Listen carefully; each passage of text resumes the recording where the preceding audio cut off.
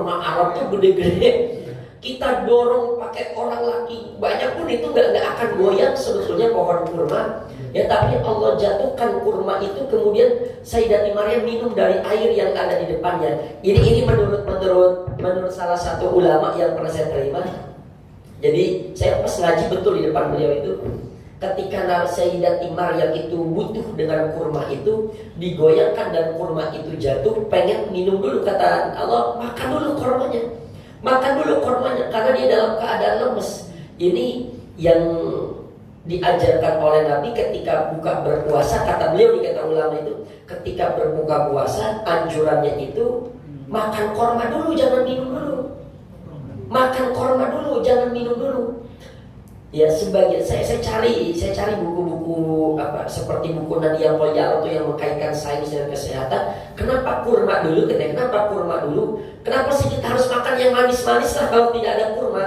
Karena yang manis itu kan mengandung glukosa katanya. Itu bisa membuat tubuh kita yang lemas itu bisa menjadi seger. Makanya sunnahnya katanya makan kurma dulu, baru nanti baru terserahlah makan yang lain.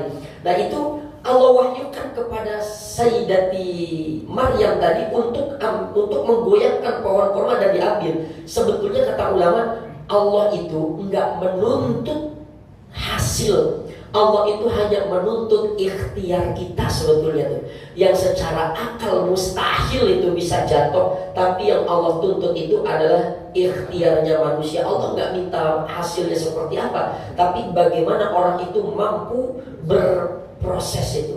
Yang penting ikhtiar saja dulu. Terkadang kalau kita sudah ikhtiar itu, apa yang tidak mungkin menurut akal itu kadang terjadi menurut Allah itu.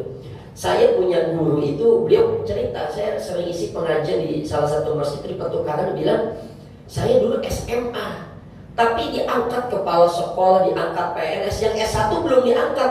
Itu kan secara regulasi itu nggak mungkin katanya. Secara regulasi itu nggak mungkin, tapi kenapa itu bisa terjadi? Dia bilang, ya inilah yang disebut bahwa regulasi Allah itu ya lebih hebat daripada regulasinya manusia. Kadang apa yang kita kira nggak mungkin, tapi menurut Allah itu mungkin. Jadi Allah itu hanya menuntut orang itu agar berikhtiar saja. Sama seperti dia. Tugas kita ini ngaji aja deh. Iya, usaha ikhtiar. Ngaji sholat, masalah menjadi orang sholat dan urusan Allah. Iya betul. Makanya ngaji mah bukan urusan bisa nggak bisa sebetulnya ya. Bukan urusan pinter nggak pinter.